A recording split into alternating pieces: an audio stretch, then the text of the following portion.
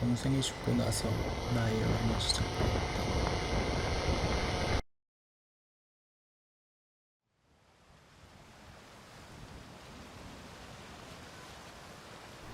동생은 내가 7살, 엄마와 함께 부산으로 온 다음에 태어났다. 동생이 태어났을 때 엄마는 푸르스름한 천에 좁쌀들을 넣어 손수 베개를 만들어 주었다. 나는 그 베개를 좋아했다. 그 모양, 그 촉감, 그 냄새를 좋아했다. 베개를 위에서 아래로, 그리고 아래에서 위로 움직여보면 베개 안에서 좁쌀들이 떠내려가며 묘한 느낌이 들었다. 나는 그 베개를 어루만져서 모양을 잡고 동생을 눕혀주곤 했다.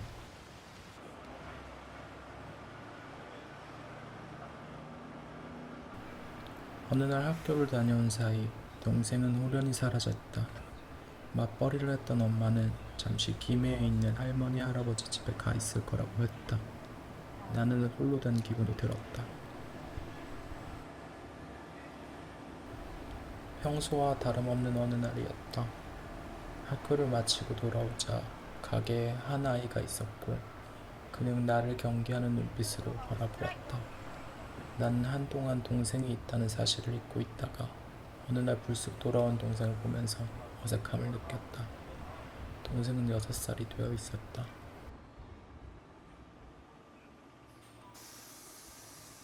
동생이 돌아오고 나서는 동생 때문에 힘이 들었던 것 같다. 할머니 할아버지가 오래 살아서였을까? 동생은 자신의 마음대로 되지 않으면 울거나 성질을 내거나 나를 때리거나 했다. 나는 그런 그가 얄미웠다. 어릴 적 귀여운 모습은 사라지고 말을 듣지 않고 고집을 피우는 아이가 있었다.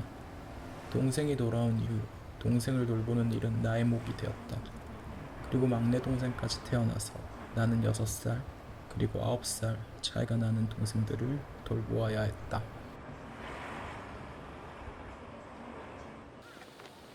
어릴 적 우리 집은 시장의 골목에 있는 오래된 다락방에 살았다. 그 집은 문을 열고 들어가서 오래된 가파른 나무 계단을 걸어 올라가면 나오는 2층의 단칸방이었다. 엄마는 학교에 갈 때면 늘 나에게 계단을 조심하라고 말해주었다. 어느 날 동생이 거기에서 굴러떨어졌다. 얼굴부터 떨어진 건지 얼굴에는 푸르고 보란 멍이 피어올랐다. 나는 동생을 걱정하거나 안쓰러워하기보다 동생의 얼굴의 절반을 차지하게 된 멍이 그저 웃기게 보였다. 솔직히 말하면 얄미운 동생에게 일종의 통쾌한 감정을 느꼈다. 나는 동생을 보라 인간이라며 놀렸다. 동생은 그 말을 싫어했다.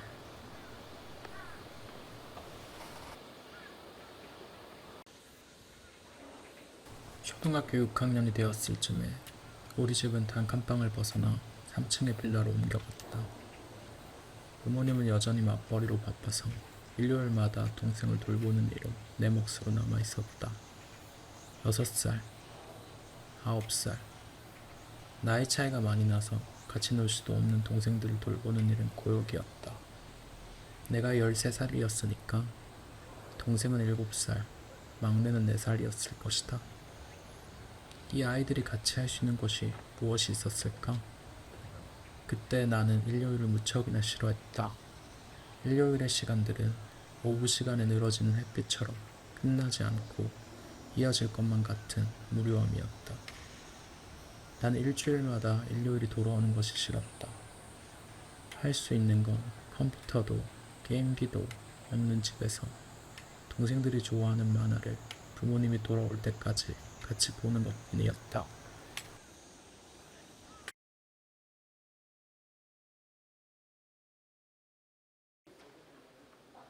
햇빛의 길이가 길어져서 더 무료하게 느껴지는 5월의 어느 일요일이었다. 나는 동생들에게 잠깐 나갔다 오겠다고 말하고 집을 빠져나와 몰래 PC방에 갔다. 시간은 정해져 있고 계속 보기만 해야 하는 만화보다 내가 조정할 수 있고 내가 계속 레벨업 할 수 있는 게임이 좋았다. 1시간 정도 지났을까? 갑자기 뒤에서 누군가 나를 불렀다. 아빠였다. 그는 불같은 성격을 가지고 있었다.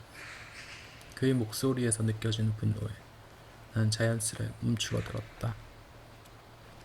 같이 집에 돌아가면 얼마나 끔찍한 일이 기다리고 있을지 걱정하며 따라와 라는 말에 마음을 동동 졸이며 다시 동생들이 있는 집으로 갔다. 돌아가는 길은 현기증이 날 것처럼 핑핑 돌아서 어지럽게 보였다. 그날 나는 많이 맞았다. 어떻게 저렇게 어린아이들을 놔두고 PC방에 갈 수 있냐는 그의 물음에 나는 울면서 잘못했다고 빌었다. 그때마다 그는 나에게 무엇을 잘못했는지를 물어보았다. 나는 내가 생각할 수 있는 모든 것을 말했지만 그를 만족시키지는 못했던 것 같다. 그는 내게 잘못을 반성하지 않는다며 계속 차려 자세를 요구했다. 아픔으로 몸을 휘청였던 나는 자세를 잡을 수도 제대로 대답할 수도 없었다. 그러면 그는 몽둥이로 다시 내 팔을 때렸다. 나는 다음날 피멍이 든 채로 반팔을 입고 수학여행에 갔다. 친구들은 왜 그렇게 멍이 들었는지를 물어보았다. 나는 그 이후로 동생이 내 말을 듣지 않을 때마다 그가 나에게 한 것처럼 동생을 때렸다.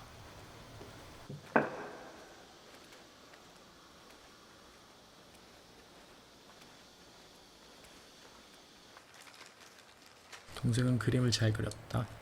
가게 한켠에는 막내와 함께 그린 알록달록한 그의 그림들이 붙어 있었다.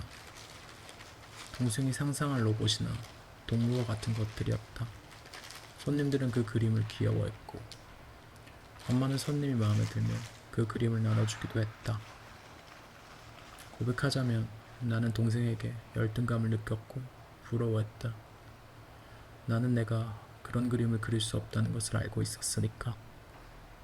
나는 동생의 상상들이 부러웠다.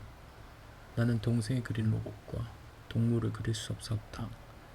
동생처럼 자유롭게 뭔가를 그릴 수 없었다. 내가 그린 그림은 동생이 그린 상상과 다르게 만화를 베껴 그린 한 점이 가게 문 한켠에 붙어 있었다. 그래서 나는 그림보다 게임에 더 매달렸다.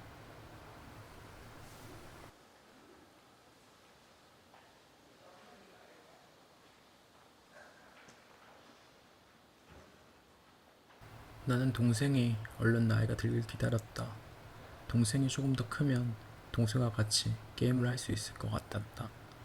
나는 외로웠고 동생과 게임을 같이 하고 싶었다. 나이가 든 동생은 게임에 취미가 없었고 게임을 잘 하지 못했다. 우리는 같이 게임을 해본 적이 없다.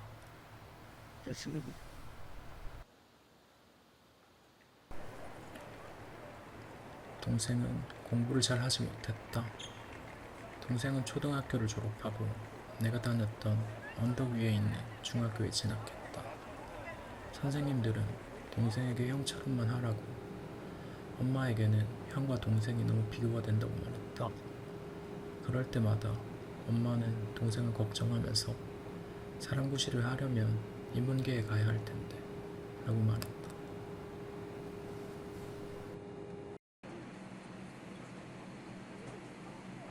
동생이 시험을 앞둔 어느 날 우리는 엄마와 아빠의 출장을 따라 일본으로 가족여행을 갔다.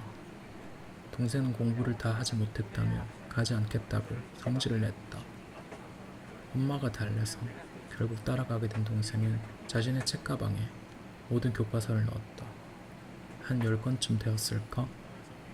동생은 여행지에서 한 번도 그 책을 열어보지 않았다.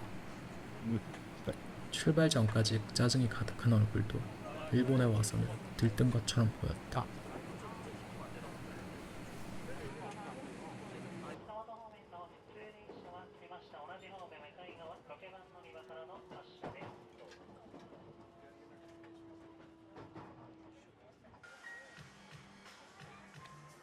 우리는 엄마와 아빠의 출장을 따라 방학이면 일본에 가곤 했다. 처음 일본으로 갔을 때 동생은 가게에서 가면라이더 피규어를 샀고 나는 유이왕 카드를 샀다. 우리가 일본에 갈 때마다 나의 카드와 동생의 피규어는 늘어났다.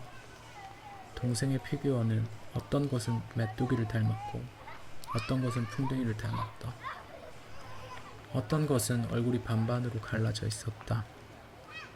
내가 나이를 먹고도 그런 걸 좋아하냐고 물었을 때 동생은 나에게 가면라이더가 얼마나 대단한지 그 역사를 읊었다.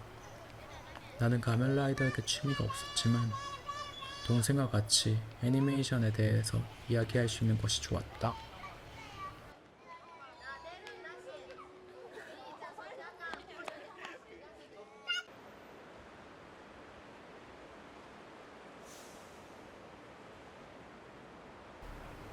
일본에서 우리는 모험을 하기로 했다.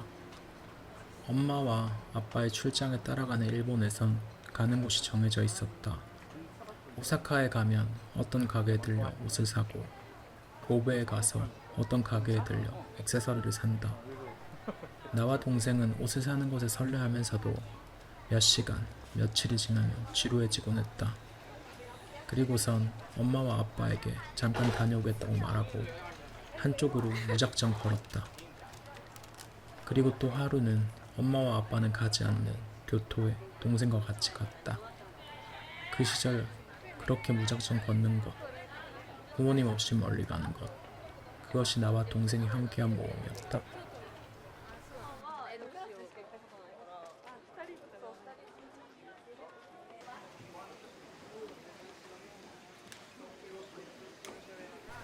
동생이 고등학교 되기 직전 부모님은 이혼했다. 부모님의 가게는 망했고 우리는 집이 없어졌다. 그 이후로 우린 엄마와 함께 가게 한켠에서 밥을 먹고 잠을 잤다. 늦게까지 가게 일을 한 엄마가 자는 동안 나는 동생들을 깨워 밥을 먹이고 학교로 보내곤 했다.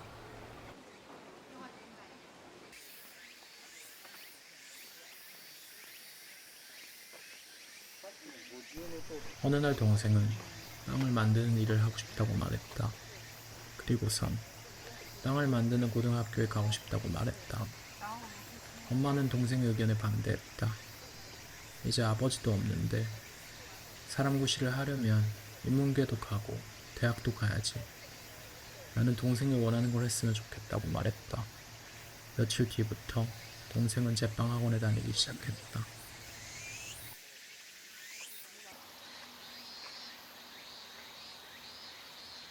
그때부터 내가 집으로 돌아오면 집에는 어디서 본 것 같지만 모양이 이상한, 그러니까 모양이 쭈글쭈글 하거나 크기가 이상하게 크거나 있어야 할 것이 없는 그런 빵들이 있었다. 동생이 만든 빵이었다. 동생은 날마다 학원에서 만든 빵을 가지고 집으로 왔다. 엄마의 생일날에는 케이크를 만들어 왔다. 케이크에는 초록색 장식용 크림이 반밖에 없었지만 나와 엄마 그리고 막내는 촛불을 붙이고 생일 노래를 부르고 케이크 칼로 케이크를 잘라 맛있게 먹었다. 얼마 뒤 동생은 빵을 만드는 학과가 있는 고등학교에 진학했다.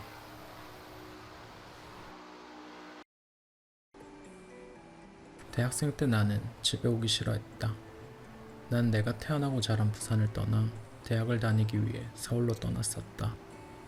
그런 나에게 부산 집으로 돌아가는 날은 엄마의 닥달을 못 이겨 내가 하기 싫은 일을 하러 가야 하는 일이 있을 때뿐이었다. 이를테면 엄마를 위해 빌린 은행빚을 연장하기, 엄마가 잘못한 사람들에게 사과하기와 같은 것들이었다. 그 시절 나에게 부산은 그리워하면서도 이제는 멀어져 버린 어떤 것이었고, 부산에 내가 있을 곳이 없는 것 같은 속하지 못한 곳이었다. 부산역에 도착하면 풍겨오는 짠 바다의 냄새는 그리움을 만드는 것이었지만 성인이 된 이후에 부산에서 겪었던 일은 이곳으로부터 도망치고 싶게 만들었다.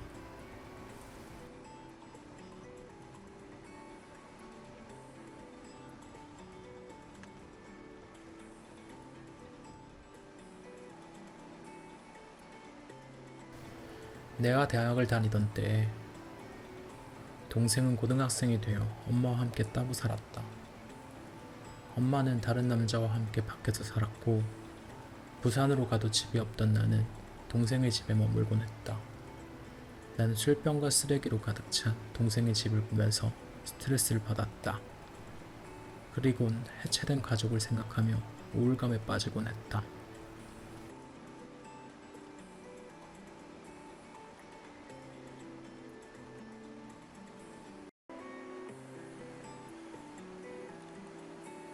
그날도 잠깐 부산에 하기 싫은 일을 하러 내려온 날이었다. 나는 동생 앞에서 담배를 피웠고 웬일인지 동생은 담배 냄새가 난다며 성질을 내지 않았다. 어릴 적부터 엄마가 담배를 피면 동생은 코를 콱 막고 얼굴을 한껏 찡그리며 냄새가 나서 싫다던 동생이었다. 나는 동생을 추궁했다. 결국 동생은 담배를 핀다고 실토했다. 나는 같이 편의점에 가 담배 한 보를 사주었다. 나는 그날 속으로 멋있는 형 노릇을 했다고 생각했다. 동생은 어떻게 생각했을까?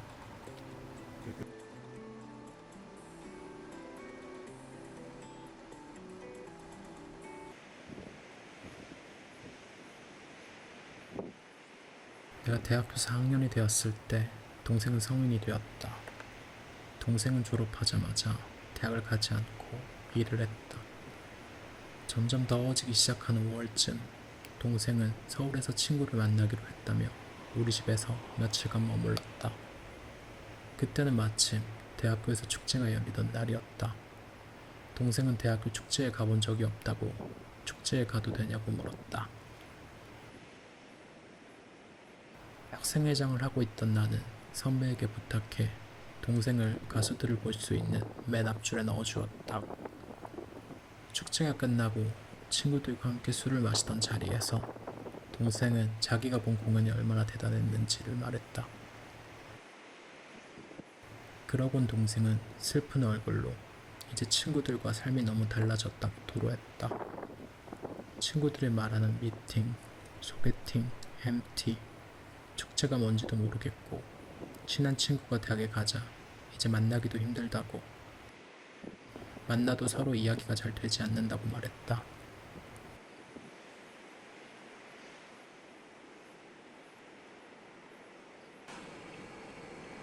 다음 해에 동생은 일본 홋카이도로 떠났다. 워킹 홀리데이로 취직해 일본에서 일을 하기로 했다. 왜 가족들과 함께 갔던 오사카가 아니었을까? 나는 사실 동생이 일본에서 1년을 어떻게 보냈는지 잘 모른다.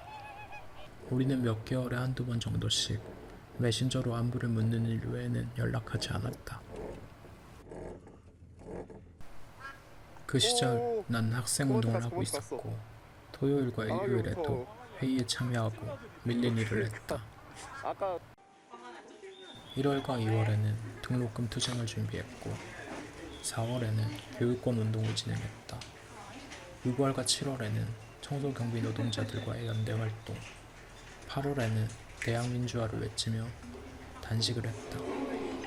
9월과 10월에는 졸업 전시에 낼 돈을 벌기 위해 현장에서 막노동을 했다. 그리곤 다음해 졸업을 했다. 사이 동생은 한국으로 다시 돌아왔고 친구들과 함께 다른 일을 시작했다. 가끔 묻는 안부에서는 일이 힘들다고 돈을 좀 더 벌어서 다시 일본에 갈 거라고 말했다.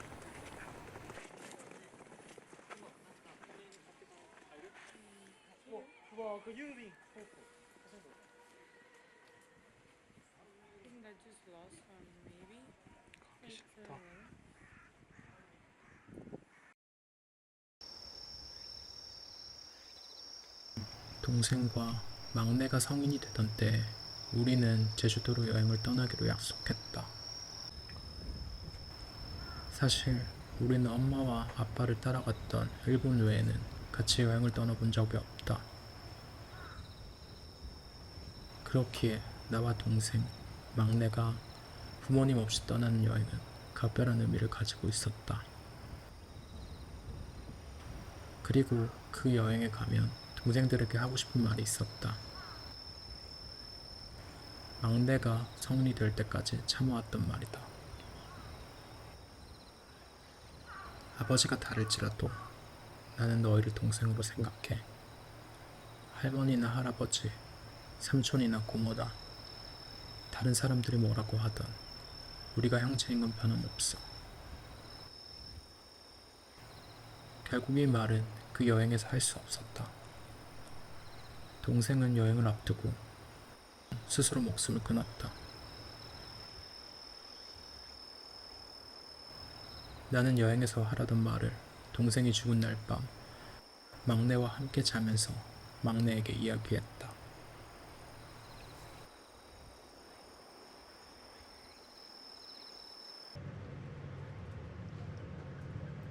나는 동생이 정말로 죽고 싶었는지 아닌지 알 수 없다. 엄마는 용기도 없는 아이인데 한 번의 시도로 실수로 허망하게 갔다고 말한다. 동생의 친구들도 우발적이라고 관심을 받고 싶었을 뿐이었을 것이라고 말한다. 나는 동생이 정말로 죽고 싶었는지 아닌지 알 수 없다. 내가 궁금한 것은 이 죽음이 누구의 책임인가 하는 것이다. 나도 그 책임에서 자유로울 수 없는 것 같다.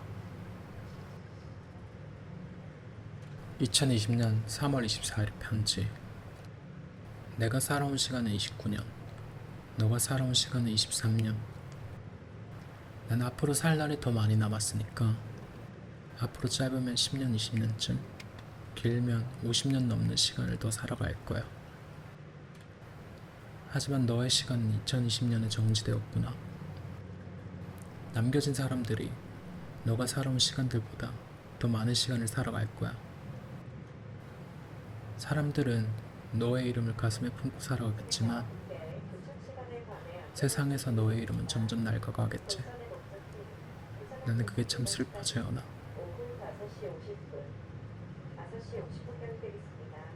함께한 여행이 끝에 다다르면 늘 아쉬웠었지.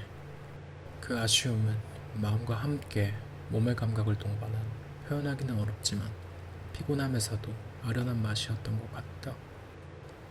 그럴 때면 우리는 마지막을 기념하며 가장 맛있는 걸 먹자며 아쉬움을 달래고 저기 저 멀리 보이는 가게까지 달려가곤 했다.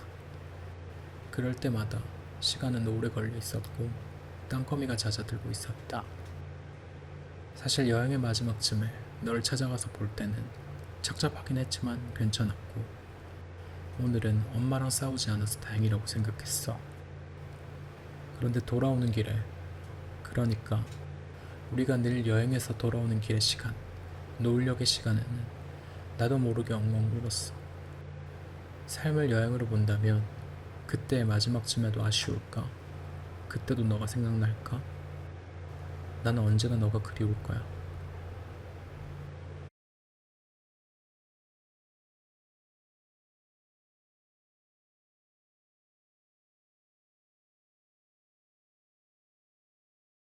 동생이 죽고 나서 나의 여행은 시작되었다.